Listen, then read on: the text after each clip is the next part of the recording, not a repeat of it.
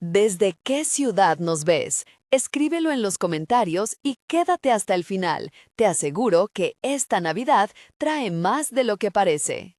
La vista desde el penthouse de la Torre Arango era siempre la misma, un océano de luces que se estiraba hasta donde la ciudad se confundía con la noche. En la sala, la decoración navideña parecía pensada para fotografías, un árbol alto, adornos en tonos plata y blanco, una alfombra persa que prometía pasos silenciosos. Sin embargo, algo en aquel conjunto perfecto no encajaba. Sobre la mesa de cristal, una taza de café enfriándose marcaba la ausencia de manos que la sostuvieran. Junto a ella, una invitación doblada con cuidado, escrita a mano, rompía la pulcritud del entorno con la simpleza de la letra de alguien que no pertenecía a ese mundo. Miguel Guevara la miró desde la penumbra del sofá, las manos cruzadas sobre la corbata sin haberla desatado.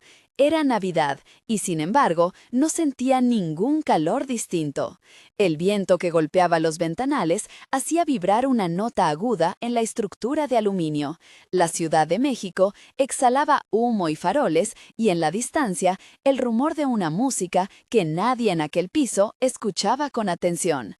Había aprendido a llenar huecos con planes y cifras, números, contratos, inversiones. Su vida se medía en activos y en una disciplina que había heredado de su padre. Había aprendido a no necesitar compañía porque el control le parecía sustituto suficiente. La tarjeta estaba escrita por Isabel Cruz, su nueva empleada, no por su secretaria ejecutiva ni por el consultor que había reorganizado su agenda, por la mujer que desde hacía 3 semanas llevaba la casa con una mezcla de orden y calor que a Miguel le resultaba incómodamente humano.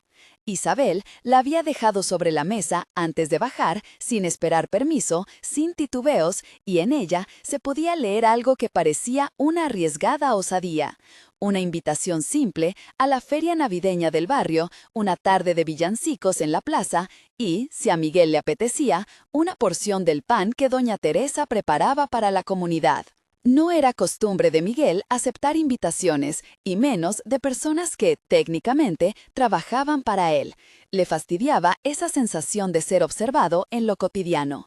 Pero había algo en la caligrafía de Isabel, en la forma en que las letras se retorcían con respeto y atrevimiento, que le irritó y le intrigó a partes iguales. La cerró y se preguntó si sería correcto llamarla. Tal vez, pensó, le bastaba con guardar la invitación en la cartera y seguir con su rutina. Sin embargo, la invitación volvió a brillar en su mente como un objeto que esperaba ser usado. Isabel cerró la puerta de la escalera con la bolsa que contenía el pan todavía tibio. La feria navideña del barrio era su norte esa semana. Vender unas cuantas piezas de pan, conversar con los vecinos, recoger ideas para su proyecto, la cafetería con la que soñaba desde niña. Había aprendido a trenzar la vida con 2 manos, la del trabajo por horas en casas de familias acomodadas y la de su proyecto personal, que avanzaba entre ahorros y favores.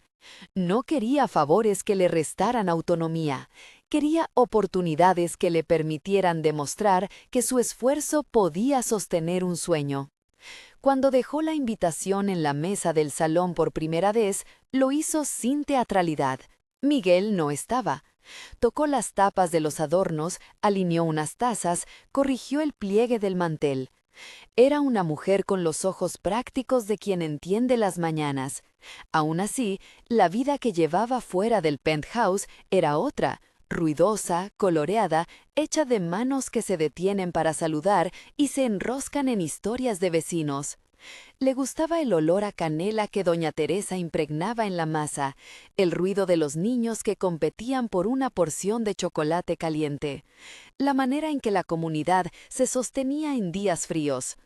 Nunca había pretendido cambiar a nadie por su simpatía.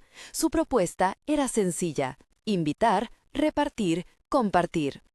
Cuando Miguel accedió a acompañarla una tarde, no fue por la ruptura de su fachada, sino por una curiosidad que no supo nombrar.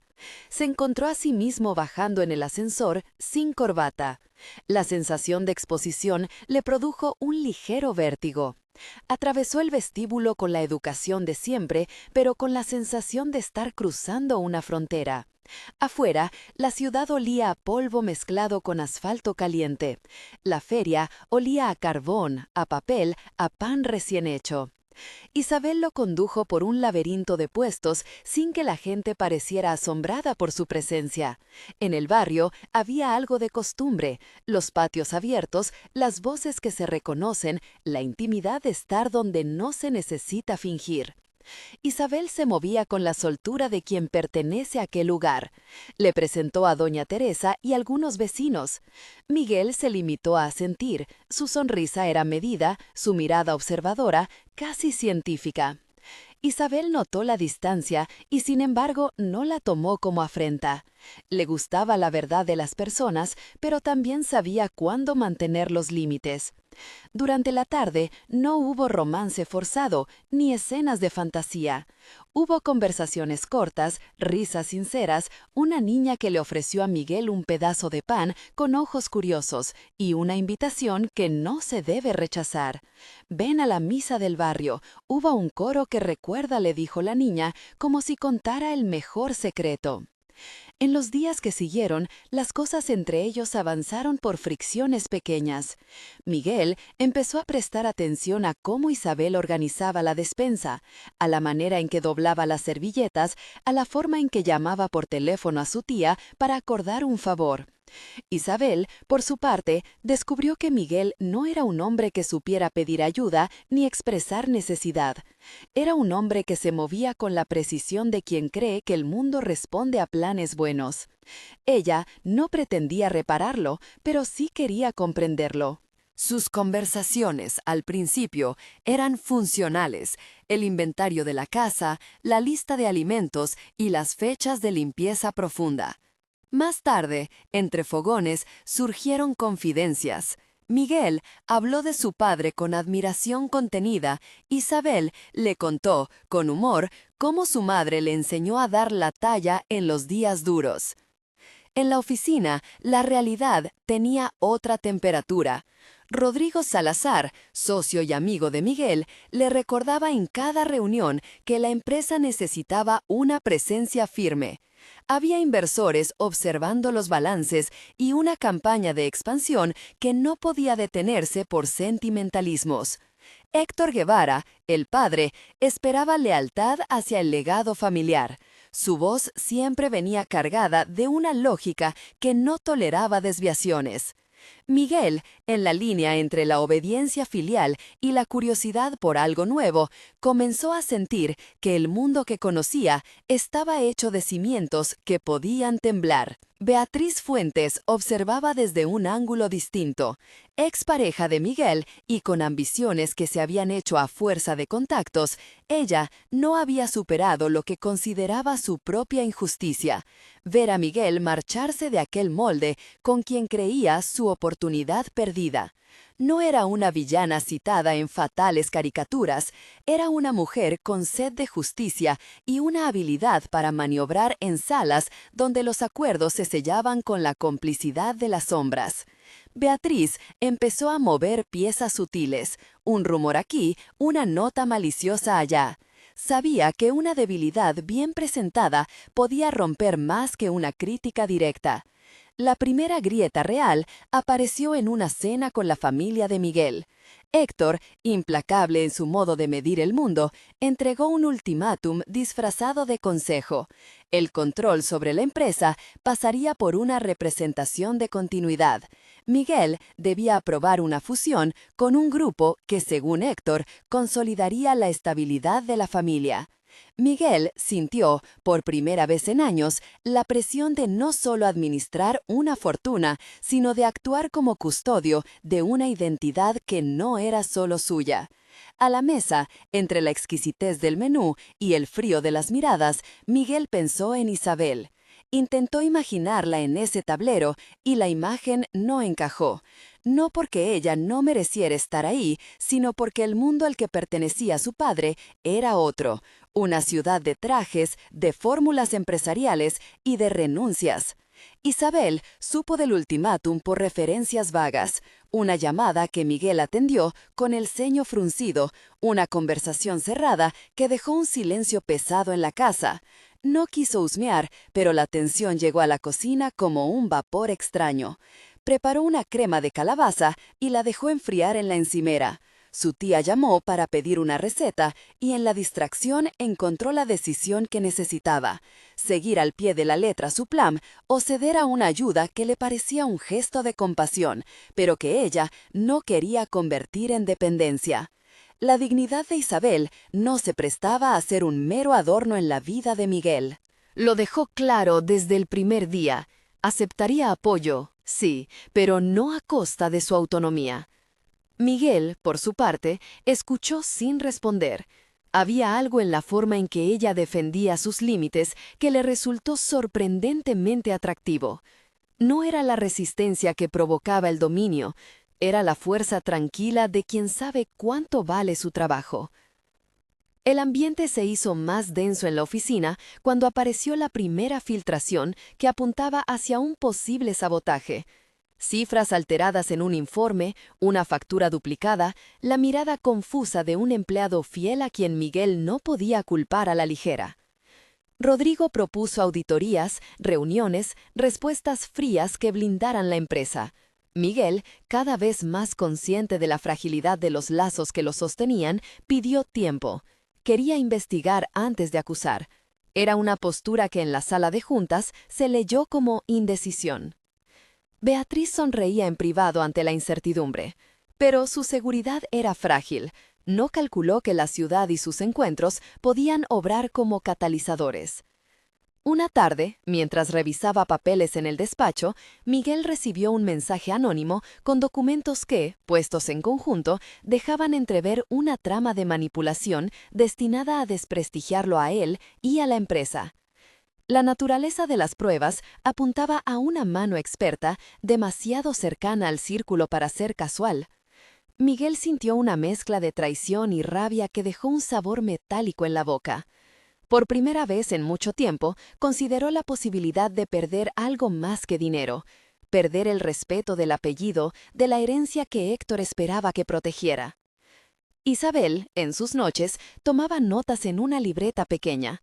Apuntaba ideas para la cafetería, una esquina con libros donados por vecinos, una carta simple que celebrara lo local, un menú que no buscara lujo, sino calor.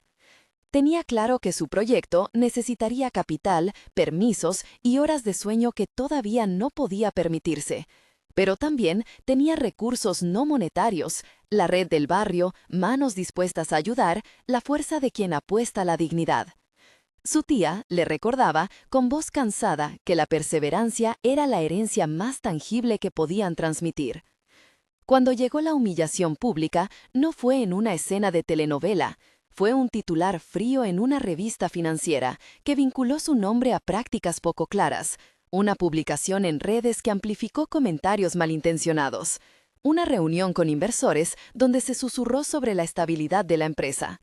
Miguel se encontró rodeado de miradas que evaluaban, que calculaban el riesgo. Héctor habló en privado con la severidad de quien no admite fisuras. Rodrigo urgió a respuestas drásticas. Beatriz, a la distancia, observó la tensión como quien ve confirmadas sus expectativas. Isabel recibió la noticia por un mensaje de texto de Miguel. No explicó detalles, solo pidió que no se precipitara a juzgar.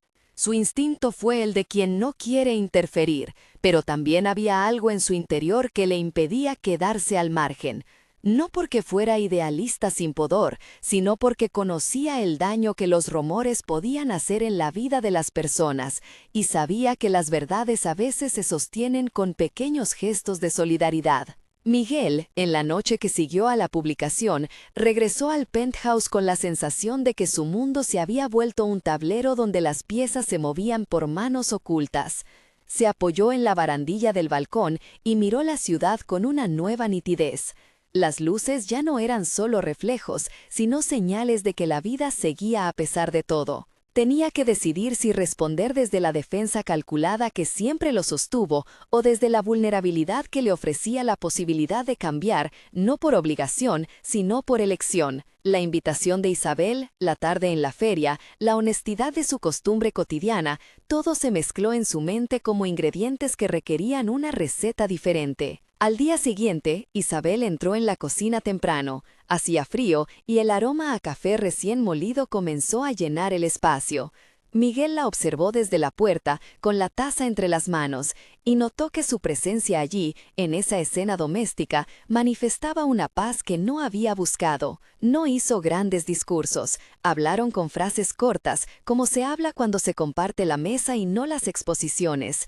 Isabel le preguntó por la situación sin dramatismos. Miguel respondió con la verdad de quien no quiere fingir.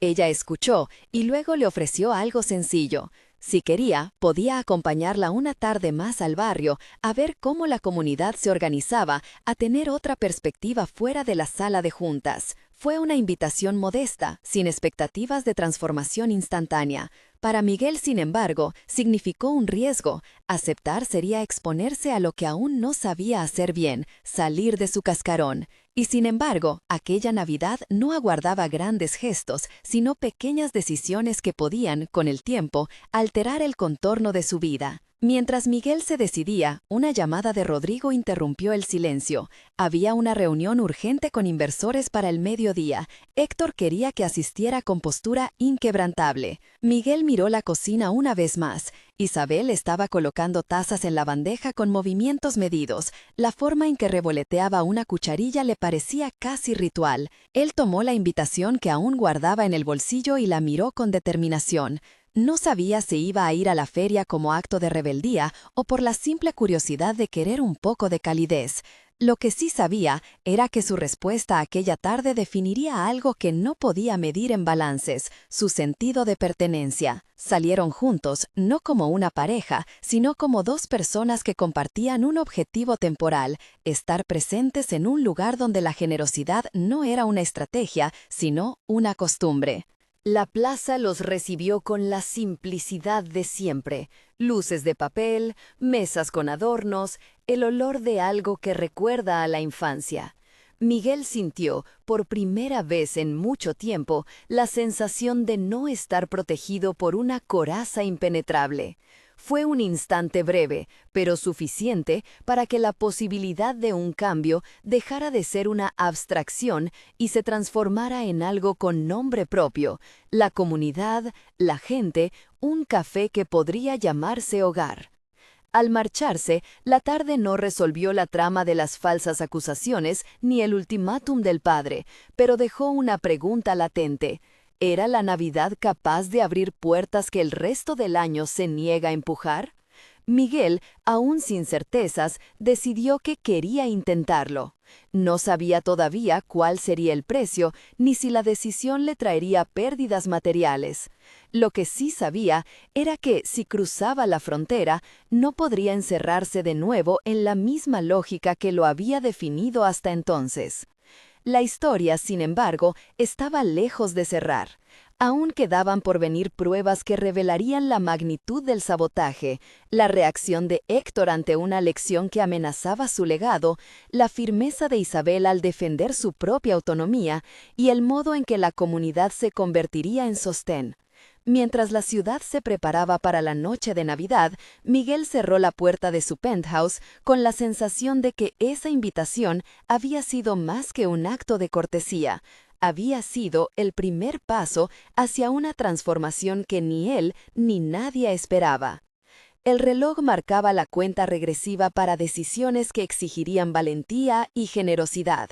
En algún lugar del barrio, doña Teresa calentaba más pan. En la oficina, Rodrigo repasaba números. Beatriz movía fichas. Héctor alisaba su corbata. Y en la cocina, Isabel escribía, entre recetas, el boceto de un futuro que pretendía ser suyo. Cuando Miguel apagó la luz del salón aquella noche, el árbol proyectó sombras suaves sobre el suelo. Por primera vez, bajo aquella luz que antes le parecía fría, sintió un calor que no venía del dinero ni del control. Un calor que prometía pertenencia y propósito. Sabía que el camino no sería lineal, pero estaba dispuesto a recorrerlo, aunque no supiera todavía si lograría salvar la empresa, romper con las expectativas del padre o conquistar la confianza de quien solo veía en él a un nombre y no a una persona. La Navidad trajo consigo, sin estridencias, el inicio de algo que las cifras no podían medir, la posibilidad de un hogar, donde el café y el pan compartido valían tanto como una firma en un contrato. Y mientras la ciudad dormía entre luces y humaredas, Miguel entendió que aquella invitación escrita a mano tenía la culpa de lo que, sin saberlo, su corazón empezaba a esperar. A la luz del amanecer, la ciudad parecía menos afilada que otras mañanas. Las farolas aún dejaban caer un halo amarillo sobre las fachadas y el olor a pan recién hecho se mezclaba con la humedad de la calle. Miguel bajó por las escaleras del edificio, con la invitación doblada en el bolsillo, junto a la coraza que ya no sabía si iba a llevar puesta. No llamó a Isabel, no hacía falta, sabía que ella también se movía, ahora, a su propio paso. La reunión con los inversores comenzó como cualquier otra: proyecciones, rostros a medio sonreír, la insistencia en demostrar que todo estaba bajo control. Héctor ocupó el centro, firme como una estatua, y dijo palabras medidas que pretendían cerrar cualquier fisura. Miguel lo escuchó, pero su mente vagaba entre la plaza, el pan caliente, la cucharilla que Isabel hacía girar. Aquello le había abierto una puerta que ya no quería cerrar. Cuando terminó la exposición formal, Rodrigo pidió la palabra para hablar de operaciones. Su tono era seco. Había notado algo en los últimos envíos, un desfase que a simple vista parecía administrativo. Los inversores exigieron datos. Beatriz, que había preparado la hoja de cálculo, sonrió con la seguridad de quien sabe que su versión es la correcta. Miguel, sin pensarlo, pidió permiso para revisar los archivos con calma en la sala contigua. Una vez a solas con los números, no fue una sensación, fue una certeza.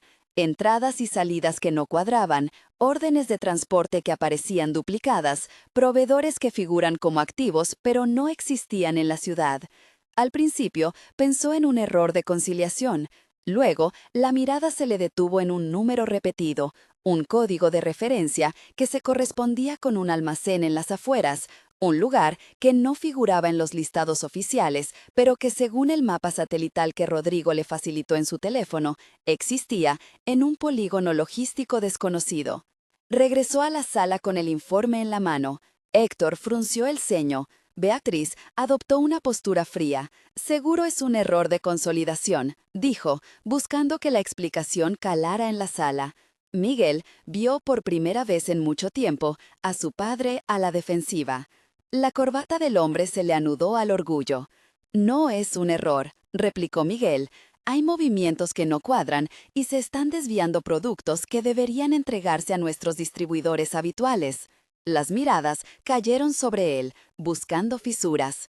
Héctor lo miró con una mezcla de decepción y cálculo. Si Miguel estaba a punto de arruinar la presentación, no por negligencia sino por indagación, tendría que decidir si permitirlo. «Explícame dónde lo viste», dijo Héctor, más bajo, con la intención de neutralizar el asunto. Miguel señaló la pantalla, las líneas, los números que ya no eran simplemente cifras, sino huellas. Rodrigo se quedó inmóvil, procesando. Beatriz tragó saliva. Su rostro no delató culpa, pero sí tensión. Esa tarde, mientras se organizaba una reunión técnica para seguir la pista a los envíos, Miguel recibió un mensaje de Isabel. «Hoy fui a ver el local. Doña Teresa ya me trajo harina. Si quieres, paso a buscarte al salir». Fue una invitación envuelta en la cotidianidad de quien está construyendo algo propio. Miguel contestó con un simple «voy» y sintió que decirlo era afirmar una alianza silenciosa. Pero el trabajo no permitió más dilaciones. Rodrigo y Miguel fueron al archivo de logística, revisaron guías de remisión, cotejaron sellos. Encontraron en el registro de una de las transportistas una firma que no estaba en los libros. Un nombre inventado, una rúbrica que repetía el mismo trazo en varios documentos. Cuando Miguel pidió ver quién había autorizado los envíos, el sistema arrojó una cuenta con acceso delegado, una serie de permisos concedidos desde la oficina central por una cuenta que Beatriz, en su rol de gerente de relaciones, podía haber manipulado. La confrontación fue inevitable. En un despacho, con la luz fría del fluorescente, Miguel presentó la evidencia. Héctor, que hasta ese momento había reservado su juicio, cambió de color. Algo que parecía una discusión sobre números pasó a ser una disputa sobre lealtades. Si esto es cierta, dijo Héctor con voz contenida, será traición. ¿Quién se beneficia de que la empresa pierda material, Miguel? La pregunta no buscaba una respuesta técnica, buscaba un nombre que pudiera justificar castigo. Miguel pensó en Beatriz, en la seguridad de su sonrisa, en la facilidad con la que movía fichas, pero no quiso acusar sin pruebas. Rodrigo, sin embargo, había visto un patrón y propuso una trampa: programar un envío ficticio, rastrear la ruta y captar a quien lo desviara. Héctor dudó. La idea de hacer pública una investigación le parecía delicada. Aún así, aceptó, quizá porque la posibilidad de haber sido burlado le picó el orgullo. Mientras la oficina giraba en torno a ese plan, Isabel preparaba su primera tanda de pan en la cocina de doña Teresa. La mujer mayor le enseñaba a amasar con una religión antigua: manos que doblan, que presionan, que confían en el tiempo. Isabel escribía, entre recetas, notas sobre horarios, nombres de proveedores locales y la lista de ingredientes que necesitaría para una pequeña venta en el mercado. No buscaba permiso, buscaba el coraje para sostener lo suyo. Pensaba en la plaza donde habían estado la noche anterior y en la manera en que la gente se veía más humana con un trozo de pan en la mano. En la empresa, Beatriz percibía la rotación de las miradas. Sintió el frío de la sospecha llegarle a la espalda, pero no se dejó intimidar. Se encerró en su despacho y con el teléfono escribió a alguien fuera de la compañía. Sus palabras fueron medidas, como quien prepara piezas para un tablero. Dejó pistas falsas, garantizó presencia en un evento que en realidad no tenía intención de atender. Su estrategia no era simple defensa, planeaba cambiar el curso antes de que pareciera estar siendo acorralada. «No me subestimes, Miguel», dijo Héctor en un momento de soledad entre papeles. «Si piensas que puedes poner en riesgo lo que costó construir esto, te equivocas». Miguel no respondió con la crudeza del enfrentamiento. En su silencio hubo un aviso. Había algo más en juego que la herencia de su padre. No era la empresa la que necesitaba protección, sino la dignidad de quienes trabajaban en ella y la posibilidad de que el nombre que llevaba tatuado su familia no fuera sinónimo de impunidad. Esa noche, Rodrigo organizó el envío trampa, una partida de cajas con material de baja importancia, pero suficiente para activar la desviación. 2 camiones saldrían, uno con ruta controlada y otro con una coartada que serviría de señuelo. En la oficina central, Miguel y Rodrigo vieron por la pantalla cómo el primer camión seguía su curso. Entonces llegó la sorpresa. La segunda guía cambió de destino a mitad de camino, y su señal fue desapareciendo por tramos. Había alguien cortando trazas, alguien con acceso a la información de las rutas. «Lo desvían desde dentro», susurró Rodrigo. «No es un conductor, ni una empresa, es alguien que puede manipular nuestras asignaciones». Los dos miraron las cámaras internas, los accesos al software de logística. Había una cuenta que, según los registros, operaba en franjas nocturnas. Cuando Miguel solicitó que se mostraran las IPs y las ubicaciones de inicio de sesión, la respuesta fue una dirección que le resultó familiar. Una casona vieja en el barrio, la misma manzana donde doña Teresa tenía su horno y donde Isabel planeaba instalar su mostrador. Por un instante, la línea entre la empresa y la comunidad pareció estremecerse. «Debe ser un error de geolocalización», propuso Beatriz con voz controlada, cuando supo que la dirección había salido a la luz. Pero Miguel no podía dejar de pensar en la plaza y en la ternura con que la gente había compartido el pan. ¿Y si alguien intentaba usar esa imagen para sabotear la reputación de la comunidad y al mismo tiempo forzar una situación que justificara medidas drásticas en la empresa? Héctor, quien siempre había visto a la comunidad como un telón de fondo decorativo, ahora la observaba con recelo. Para él, la cercanía sentimental de Miguel con los barrios bajos era una amenaza a su línea de mando. Esa misma noche, Isabel cerró la puerta de la cocina de doña Teresa con las manos impregnadas de harina y un plan claro. Abriría su puesto en la plaza el sábado, con pocas cosas, pero con todo el corazón. No le importaba si Héctor lo consideraba una afrenta. Ella había decidido que su autonomía no sería sujeta a la aprobación de nadie. Cuando regresó a casa, encontró a Miguel esperándola en la puerta, con la mirada cansada, pero con una determinación nueva. «Tienen rutas desviadas», dijo él sin preámbulos. «Algo pasa con los envíos. Rodrigo cree que alguien lo manipula desde dentro». Isabel lo escuchó en silencio, dejó la bolsa en la mesa y apoyó las palmas sobre el borde de la cocina. A lo lejos, el árbol de Navidad de su edificio proyectaba sombras en la pared, como una ciudad en calma que todavía no sospechaba la tormenta. «¿Y qué vas a hacer?», preguntó ella, con voz mediana. Miguel contó, con pocas palabras, el plan del envío trampa, la dirección que apareció en los registros, la suposición de que podían estar usando la plaza como pantalla. Isabel no se sorprendió tanto por la intriga corporativa como por una cosa, la idea de que alguien quisiera perjudicar a la gente que ella había empezado a querer. Su furia no fue obstinada, fue protectora. «Si alguien usa a nuestra gente de escudo», dijo, «no voy a quedarme de brazos cruzados. El sábado voy a poner una mesa. Si eso sirve para demostrar que la plaza es lo que es, ni los números ni las mentiras la van a borrar». Miguel sonrió, porque en la propuesta de Isabel había algo que él no sabía pedir: coraje sencillo. Acordaron algo más.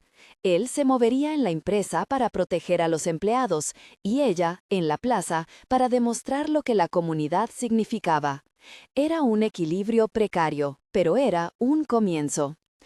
Al día siguiente, cuando Rodrigo y Miguel fueron a verificar la casona indicada por la IP, no encontraron a nadie vinculable. Las persianas estaban cerradas. En la puerta, alguien había dejado una caja con pan rancio, como si fuese una ofrenda improvisada.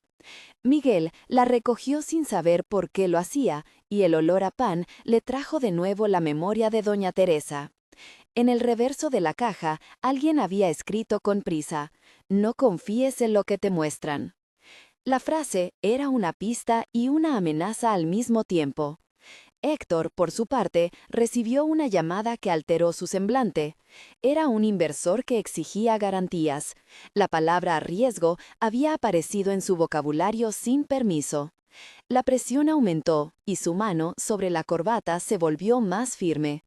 Ante la sombra de una posible crisis, consideró tomar medidas drásticas: recortar líneas de distribución, cerrar contratos y, si era necesario, buscar culpables que cargaran con la caída. La posibilidad de sacrificar a Miguel para apaciguar a los accionistas cruzó su mente como una hoja helada. Pero Miguel ya no era el mismo hombre que se sometía a la lógica del imperio familiar sin cuestionarla. Había probado, por una tarde, la calidez de una plaza y la sensación se le había quedado adherida al pecho. Sabía que la batalla sería por algo más que balances, sería por la memoria de lo que su apellido podía significar cuando se unía a la gente en vez de apartarla. Esa noche, mientras la ciudad alumbraba ventanas con cenas y risas, en la fábrica sonó un teléfono que nadie esperaba. La voz al otro lado no pidió dinero, pidió tiempo. «Mañana, a las 10, en la puerta del almacén 3», dijo, y colgó. Fue una invitación que olía a trampa, pero que necesitaba respuesta. Miguel miró a Rodrigo. Rodrigo miró a Héctor, y en esa mirada quedó la decisión de no huir del centro del conflicto. Al salir de la oficina, Miguel respiró y por primera vez tomó una determinación que no estaba dictada por el apellido. Se iría a la plaza al día siguiente después de la cita en el almacén. Si había que demostrar algo, lo haría con las manos en la masa y con la gente a su lado. Isabel, al recibir la noticia, cerró los ojos con una certeza humilde. No era heroísmo, era fidelidad a lo que empezaba a ser su vida. Cuando la luna se escondió tras las nubes y la ciudad se durmió en su respiración de costumbre, algunas luces quedaron encendidas en el barrio. Doña Teresa, como quien prepara su propio altar, apilaba pan en cajas. Beatriz, sola en su despacho, repasaba estrategias y marcaba contactos. Héctor, con la mirada clavada en la ventana, calculaba daños. Y en la cocina de Miguel, la incertidumbre se mezclaba con un nuevo sabor, el de pertenecer a algo que ya no podía definirse por números. El día siguiente prometía al mismo tiempo confrontación y revelación. En el almacén 3, en la plaza, en la mente de cada uno, las piezas se movían hacia un punto donde la verdad tendría que salir, aunque doliera. Miguel supo que la Navidad, que había empezado como una luz tenue en la plaza, ahora solicitaba de todos ellos una valentía distinta, la de decir la verdad, incluso cuando pudiera quebrar la mesa del banquete familiar. Y decidió que, pase lo que pase, no volvería a fingir que no había escuchado el rumor del pan caliente. La mañana llegó con la claridad cortante de diciembre. En la avenida hacia el puerto, el aire olía a metal y a humo frío. En la radio del coche, una emisora anunciaba que la ciudad esperaba el fin de semana, con su rutina habitual, como si nada cambiara. Miguel miraba por la ventanilla y por primera vez en muchos años no encontraba consuelo en la vista de las naves. Veía sombras que antes no había querido ver. Rodrigo mascullaba instrucciones que no necesitaban ser dichas. Héctor guardaba silencio, la corbata apretada como una red alrededor de una verdad que todavía no se atrevía a soltar. El almacén 3 estaba a la hora señalada. Una puerta metálica entreabierta dejaba escapar el olor a cartón y aceite.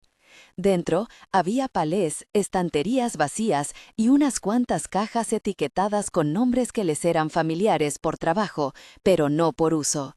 Envíos que nunca llegaron, rutas que habían cambiado sin explicación.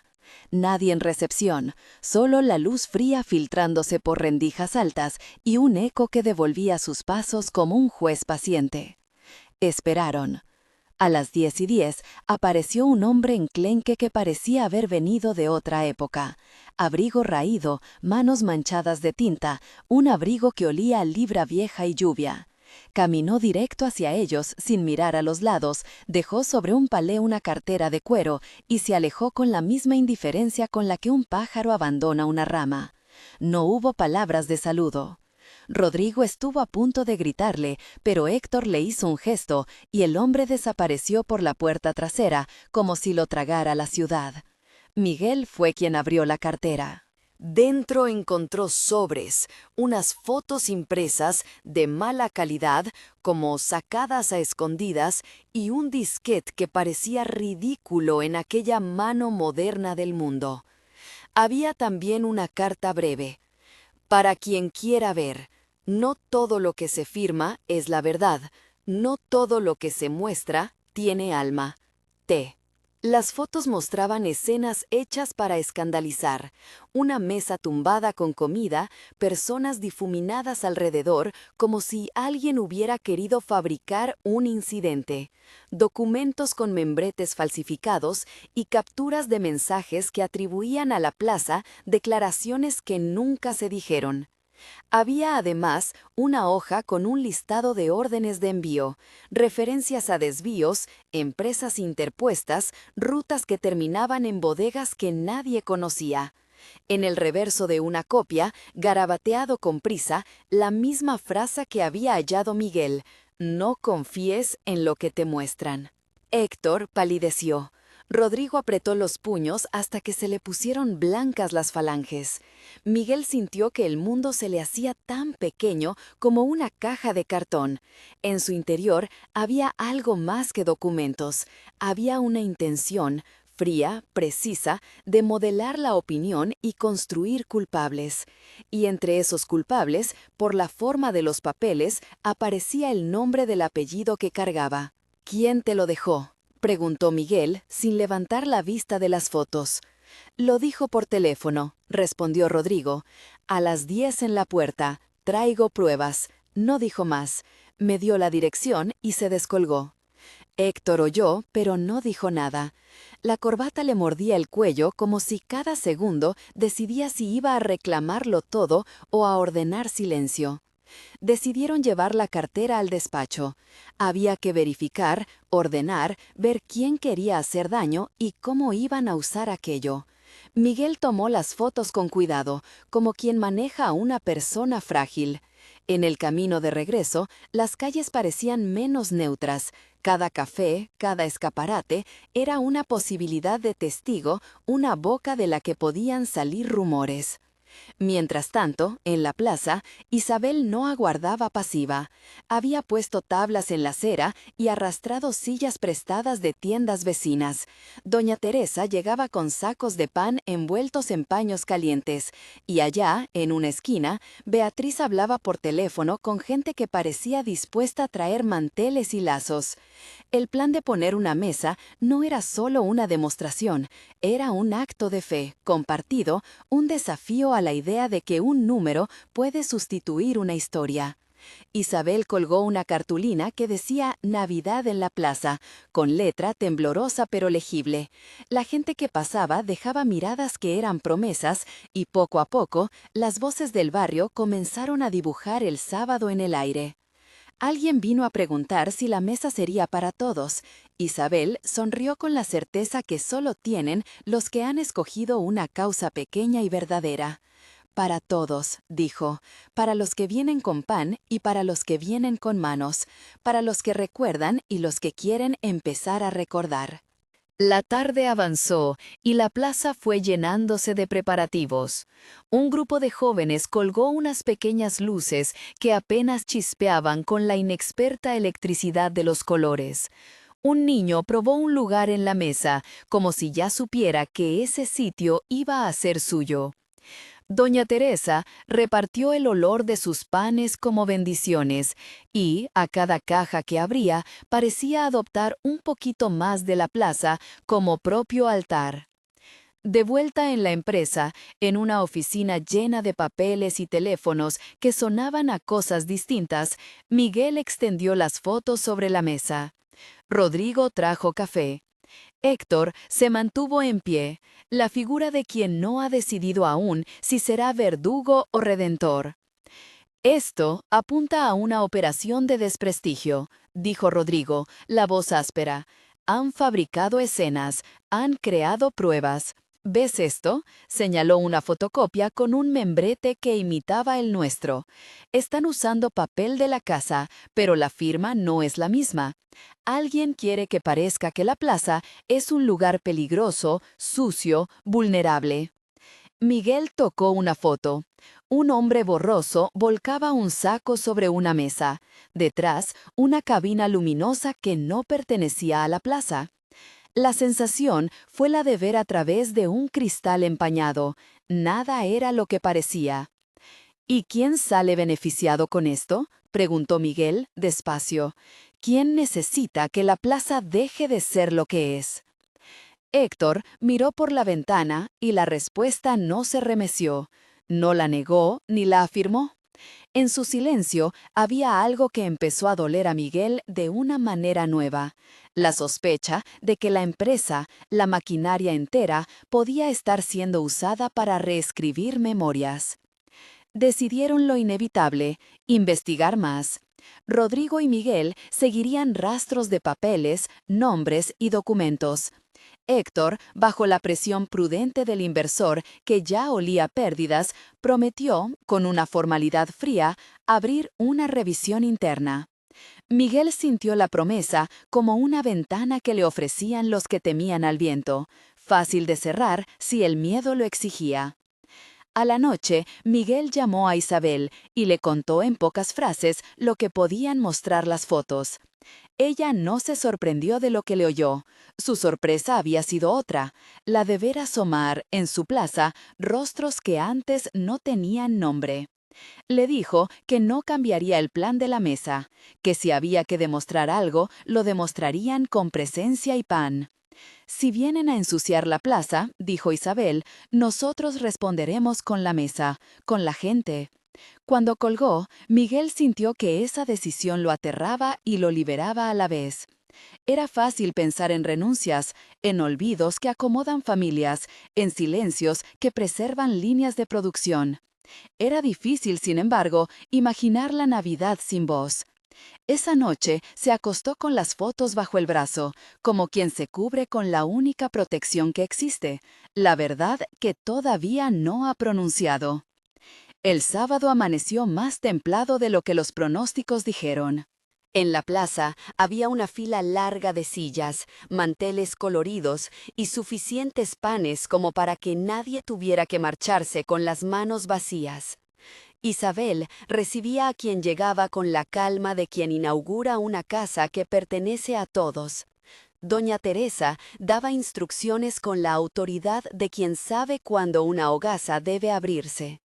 Llegaron abuelas con delantales, jóvenes con guitarras desafinadas y niños que corrían persiguiendo a un perro papá.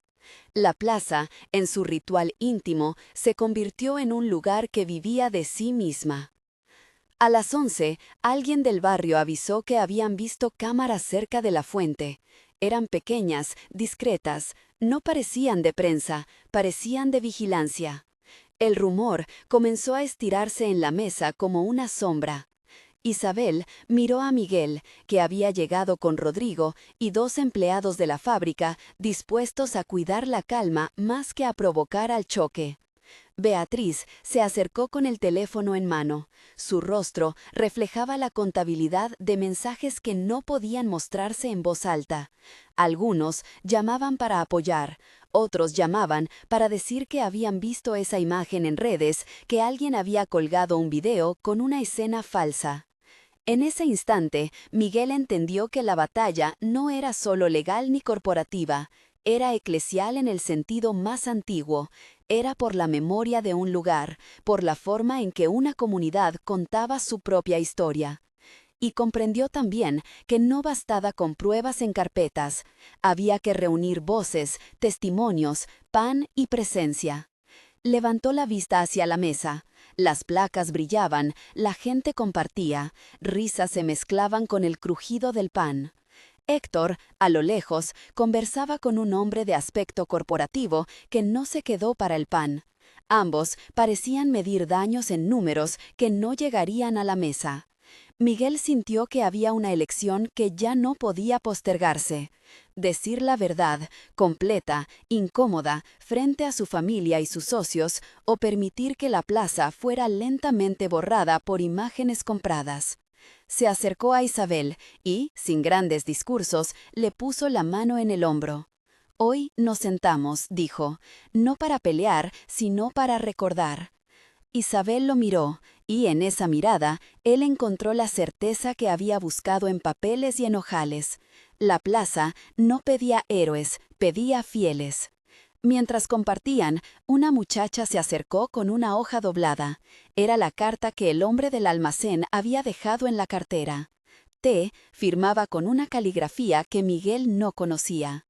En la carta había indicios, nombres, direcciones que apuntaban a una red de empresas interpuestas.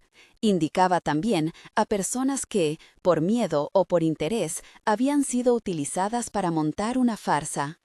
En ese instante, Miguel entendió que la batalla no era solo legal ni corporativa, era eclesial en el sentido más antiguo. Era por la memoria de un lugar, por la forma en que una comunidad contaba su propia historia.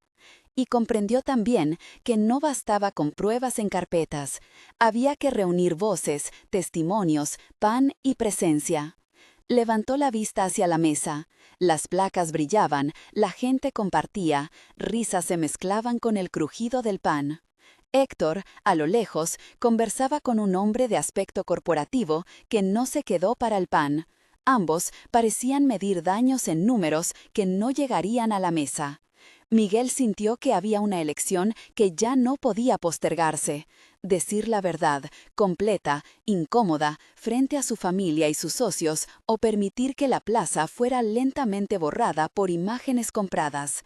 Se acercó a Isabel y, sin grandes discursos, le puso la mano en el hombro. «Hoy nos sentamos», dijo, «no para pelear, sino para recordar». Isabel lo miró y, en esa mirada, él encontró la certeza que había buscado en papeles y en ojales. La plaza no pedía héroes, pedía fieles. Mientras compartían, una muchacha se acercó con una hoja doblada. Era la carta que el hombre del almacén había dejado en la cartera. T firmaba con una caligrafía que Miguel no conocía. En la carta había indicios, nombres, direcciones que apuntaban a una red de empresas interpuestas, indicada también a personas que, por miedo o por interés, habían sido utilizadas para montar una farsa. En ese instante, Miguel supo que el domingo tendría que comparecer frente al consejo de la compañía, que la verdad no sería cómoda, que quizá tendría que perder cosas que hasta entonces había creído inamovibles.